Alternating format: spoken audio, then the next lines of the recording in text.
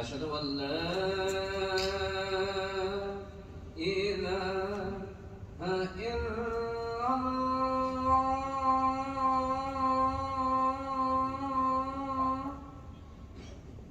أشهد أن لا إله إلا الله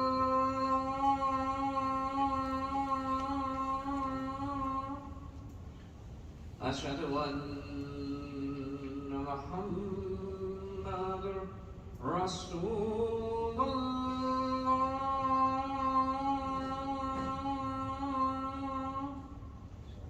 أشهد أن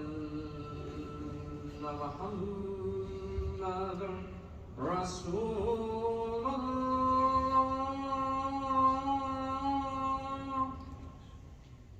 حي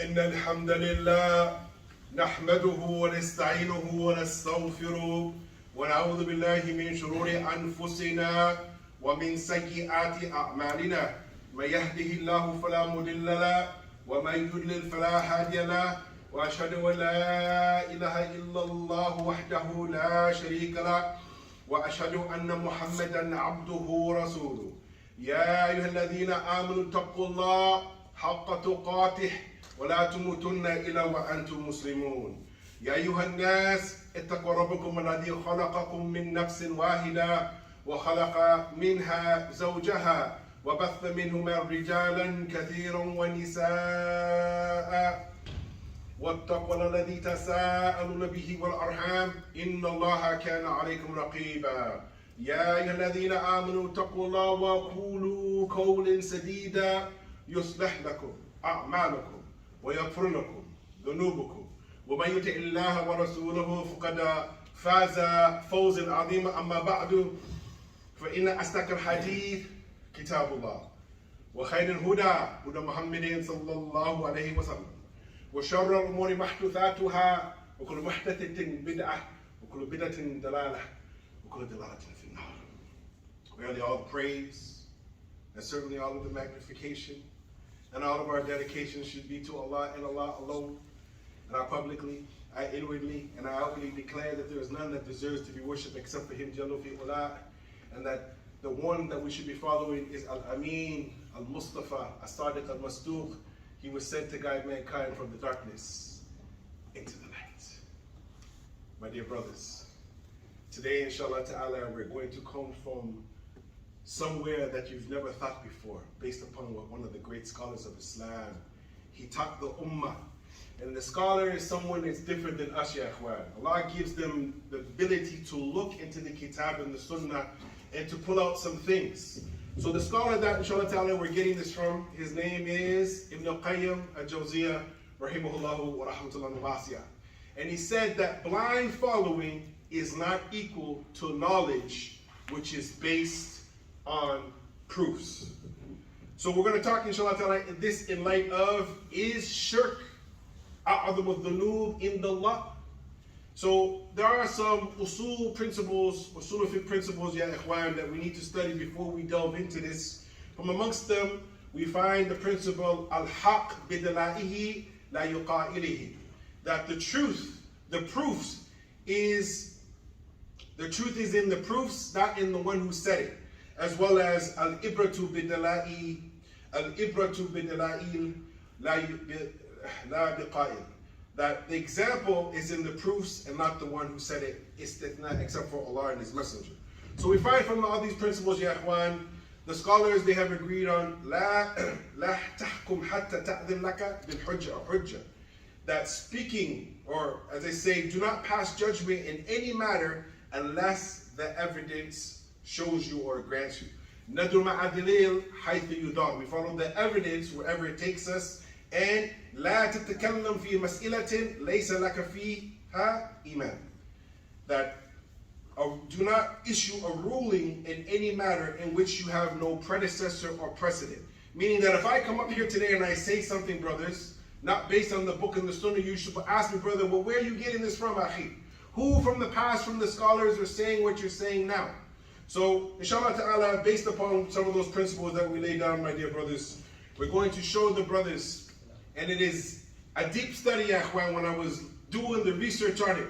And that's all that really any of us are here, is a mubahith. A mubahith is a researcher, and then after you do the research, you become a muballigh. You become a person who conveys the research that you did.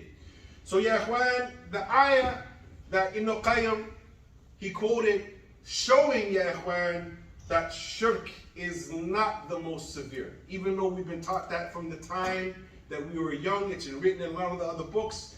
Ibn Qayyim rahimahullah, he brings the ayah, وَقَالَ اللَّهُ تَعَالَى بِاللَّهِ الشَّيْطَانِ الرَّجِيمِ بِسْمِ اللَّهِ الرَّحْمَنِ الرَّحِيمِ قُلْ إِنَّمَا حَرَّمَ رَبِّي الْفَوَاحِشَ مَا ظَهَرَ مِنْهَا وَمَا بَاطِنَهَ وَالْإِثْمَ وَالْبَغْيَ بِغَيْرِ الْحَقِّ وَأَن تُشْرِكْ بِاللَّهِ مَا لَمْ يُنَزِّلْ بِهِ سُلْطَانًا وَأَن تَقُولُوا عَلَى اللَّهِ مَا لَا تَعْلَمُونَ. So this ayah, ikhwan, is in Surah Al-A'raf, verse number 33. Allah Ta'ala says to Muhammad sallallahu alayhi wa sallam, He says, say, O Muhammad sallallahu alayhi wa sallam, but indeed the things that my Lord has forbidden are al-fawahish, lewd, evil sins of every kind, whether they are committed openly or secretly. Al-ithm, which is number 2, sins of all kinds. Al-dhulm, which is unrighteous oppression. Shirk, joining partners in worship with Allah, for which He has not sent down any authority. And for those that speak about Allah and they have no knowledge. Or you speak about Allah that which you have no knowledge. So when I ask some brothers today, and I ask my wife, and I ask some people that study the religion, and that's why we have to be people who study our deen. Right away, my brother, I asked him, and he gave the answer. I asked my wife, she gave the answer. And the reason why, ya ikhwan, is we're going to read what the Shaykh went on to say. So the arrangement of the muharramat, the haram things, is on 4 levels.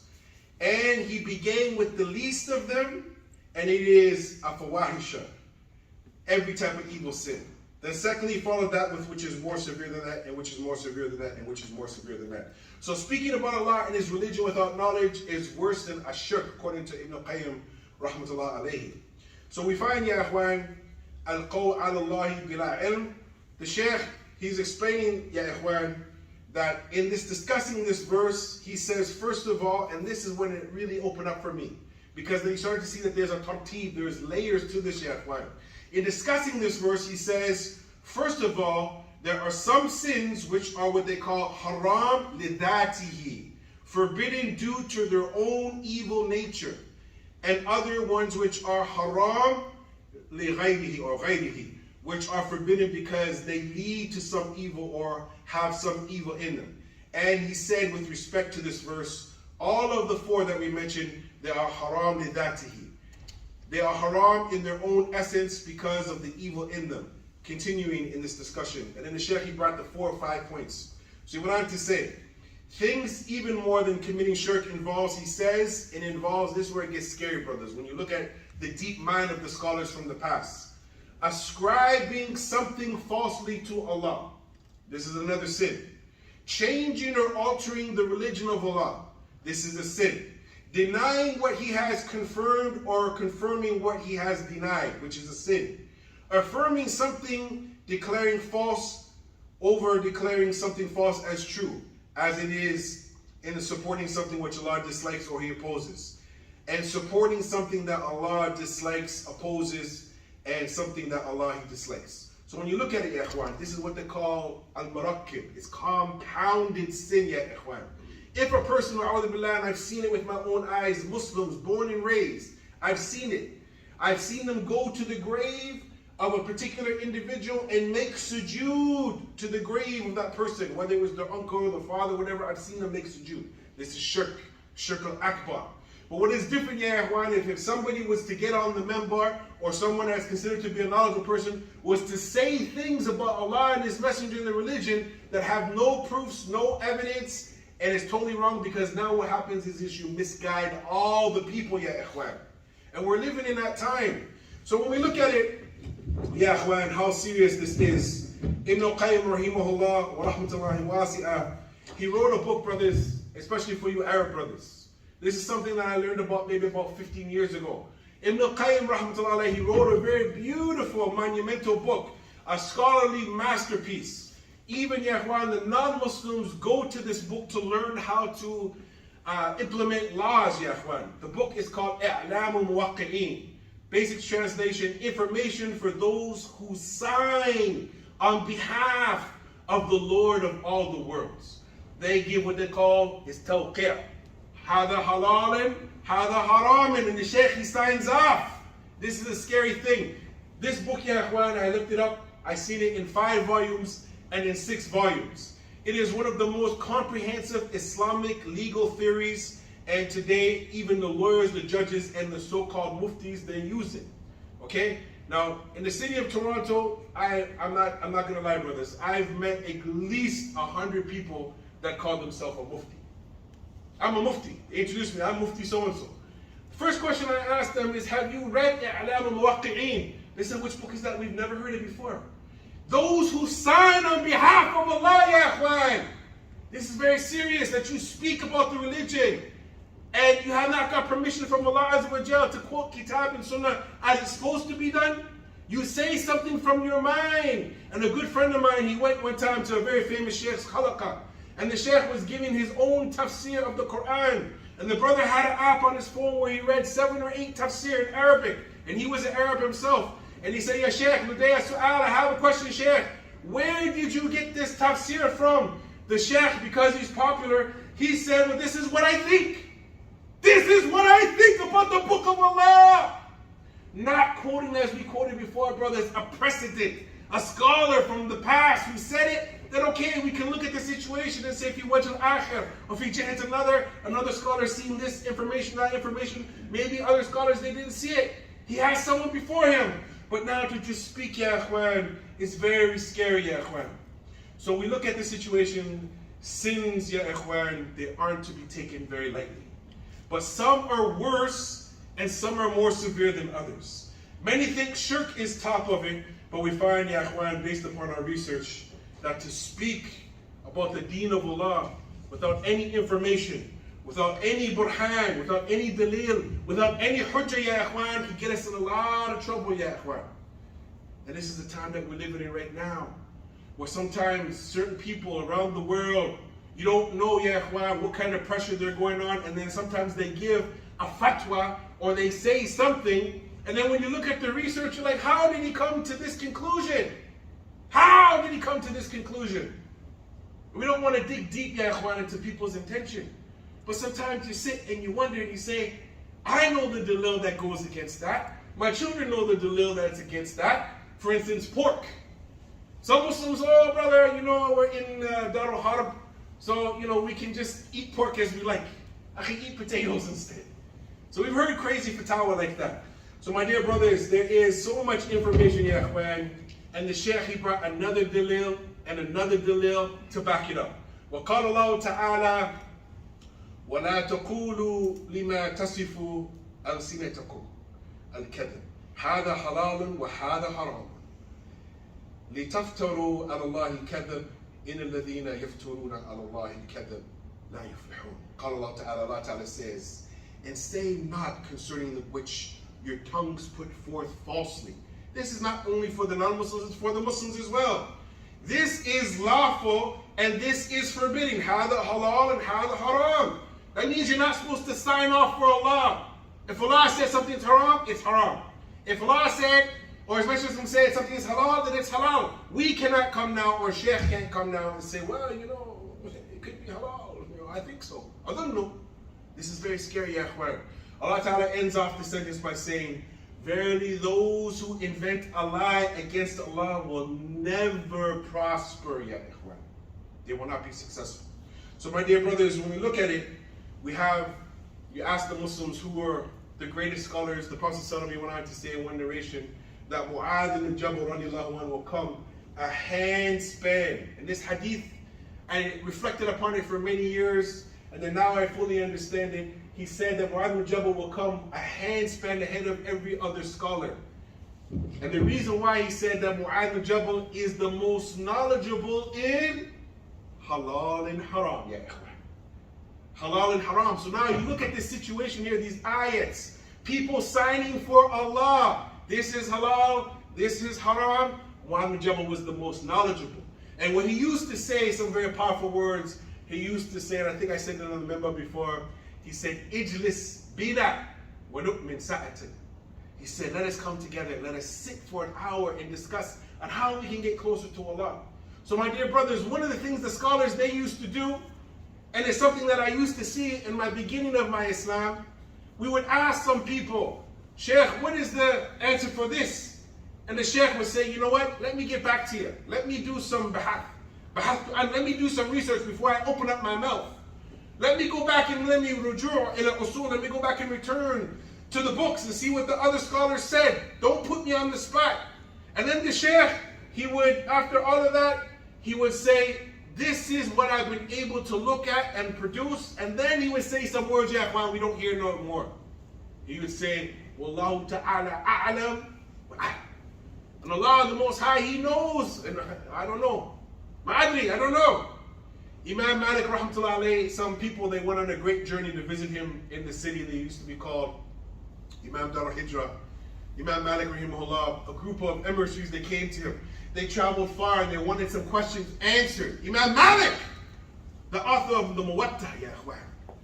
And before Imam Bukhari came, Imam Shafi said that was the most authentic book of hadith. And then Bukhari came and his book became more authentic. Shows you the status. Imam Malik was asked 40 questions and he only answered 4. He only answered 4. And they said, well, what are we going to say to the people when we go back that Imam Malik doesn't know? He said, tell them, Imam Malik doesn't know. Wallahu a'lam. Now, ya you can get a fatwa in 5 minutes, 10 minutes, 20 minutes. You pay maybe some money, the Shaykh will say that all kinds of things are haram, ya akhwan. So this is the time that we live in, my dear brothers, that we need to be careful, ya akhwan, and we should question everything. And we find, ya akhwan, that Ibn Jawzi, rahimahullah, and I read a few tafsir, there's too many to get into. He said, Ammu fi tahrim al-qawl fi ad-din min ghayri yaqeen, ya akhwan. That generally that the forbidden things in speech, in the deen, ya akhwan, some people, they don't have any certainty, ya akhwan. They just speak what's on their tongue without doing the research, ya ikhwan. So we have to be very careful.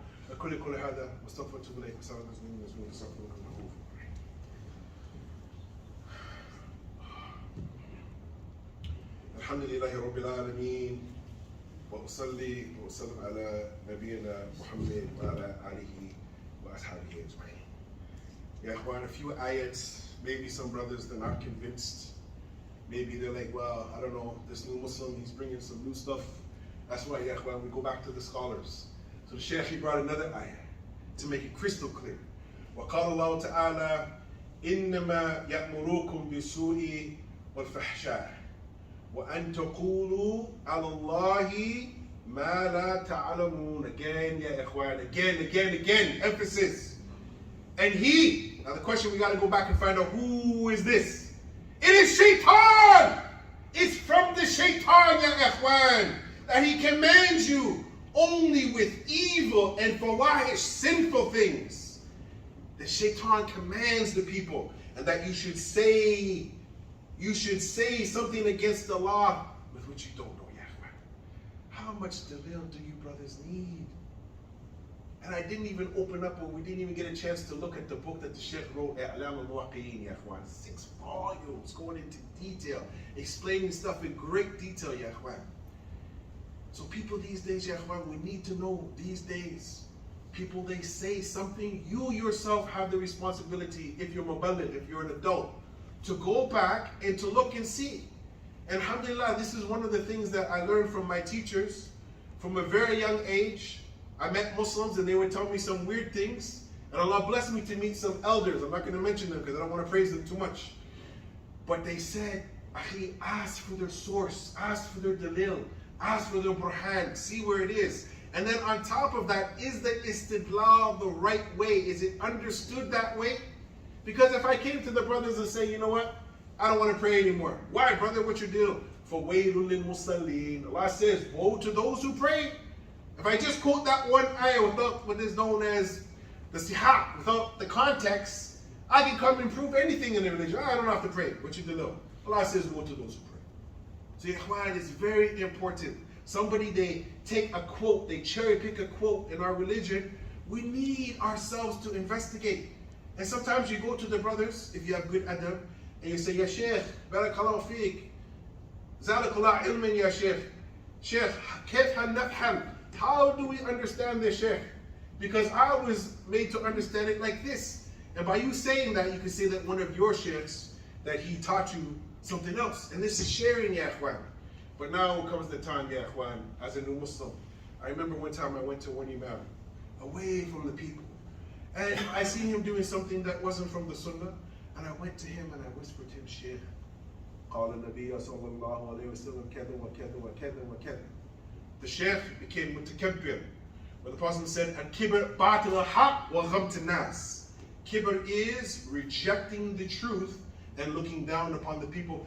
He said, I am more knowledgeable than you. How dare you come and tell me about Islam? You're just a new Muslim. Ya ikhwan, this religion is for all places, all times, all people. And what we should love is the haqq. There's a principle in Usul al-Fiqh, ya ikhwan, and we ended with this. Al-haqq. And I said it before. Al-haqq, I'll say it again. Al-haqq fawq al-jami'. Al-haqq fawq al-jami'. That the haqq is above everyone and everything. The haqq is more beloved to us than who said it, as we said before about the narrations. The truth, the dalil is more important than who said it, ya ikhwan. Shaykh Fulan wa Alan, great scholars, we love them. But we want the truth, ya ikhwan. Nadru ma'adilil haythu yudar. We follow the evidence wherever it leads us. So my dear brothers, know, be warned, tell your family. Shirk, it is what is known as the a'dham al-dhunub. And according to the scholars, what is also speaking about Allah is aswa. It is even worse than that, my dear brothers, to speak about Allah or His messenger without any knowledge. Our message for today, brothers, is when you speak, when you advise your brother or your sister, make sure that you have sound information based on Kitab and Sunnah as understood, not by us, but understood by the scholars and the Sahaba and the Tabi'in and the Itba' Tabi'in, not by some new modern people who say that Islam has to change. With that, Akim Salat, Rahmakallah, my dear brother, he's going to lead the Salat, inshallah ta'ala, because he's better than me, inshallah.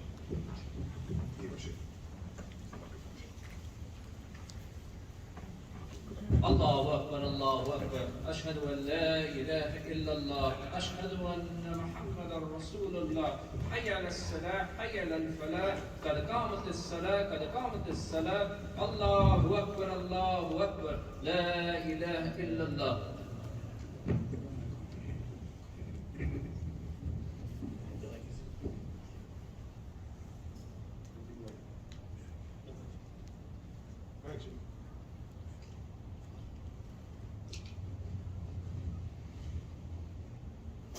استووا واستقيموا يرحمكم الله.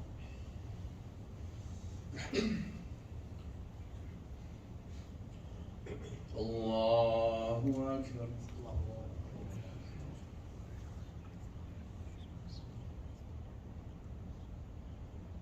الحمد لله رب العالمين الرحمن الرحيم مالك يوم الدين إياك نعبد وإياك نستعين اهدنا الصراط المستقيم صراط الذين أنعمت عليهم غير المغضوب عليهم ولا الضالين.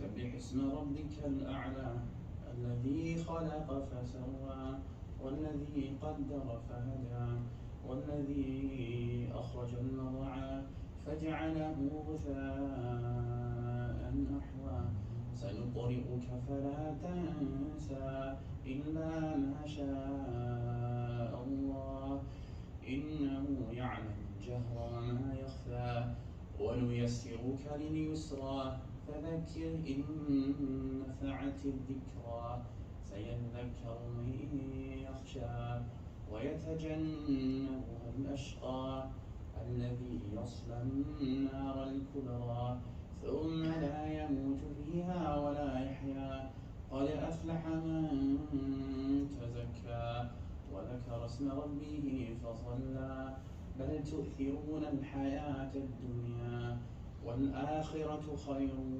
وأبقى إن هذا لفي الصحف الأولى صحف إبراهيم وموسى. الله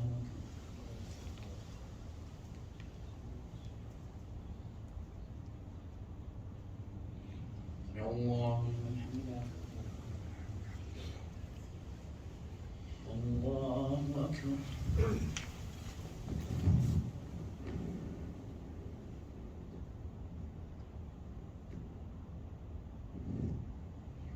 الله أكبر.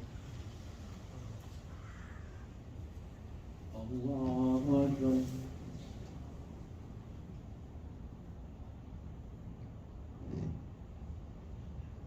الله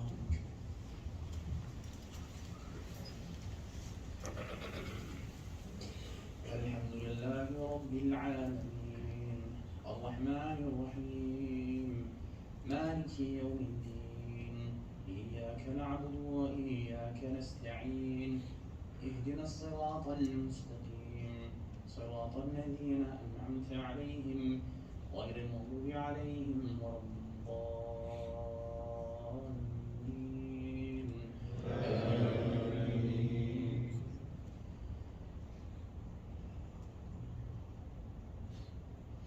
هل أتاك حديث الغاشية وجوه يومئذ خاشعة عاملة ناصبة تصلى نارا حامية تسقى من عين آنية ليس لهم طعام إلا من ضريع لا يسمن ولا يغني من جوع وجوه يومئذ ناعمة لسعيها راضية في جنة عالية لا تسمع فيها لاغية فيها عين جارية فيها سرر مرفوعة وأكواب موضوعة ونمارق مصفوفة وزرابي مبثوثة أفلا ينظرون إلى الإبل كيف خلقت وإلى السماء كيف رفعت وإلى الجبال كيف نصبت وإلى الأرض كيف سطحت فذكر إنما أنت مذكر لست عليهم بمسيطر إلا من تولى وكفر فيعذبه الله العذاب الأكبر إنا إلينا إيابهم ثم إن علينا حسابهم. الله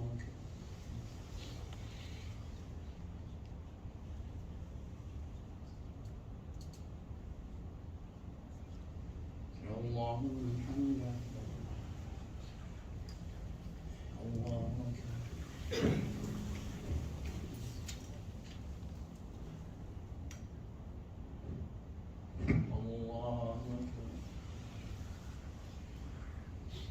الله أكبر.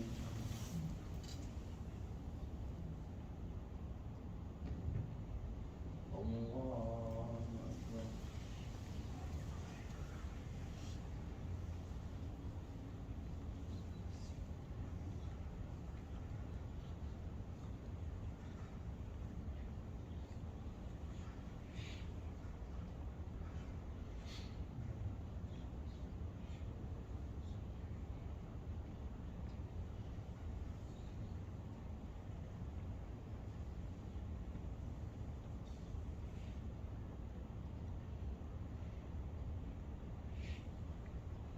السلام عليكم ورحمة الله. السلام عليكم ورحمة الله.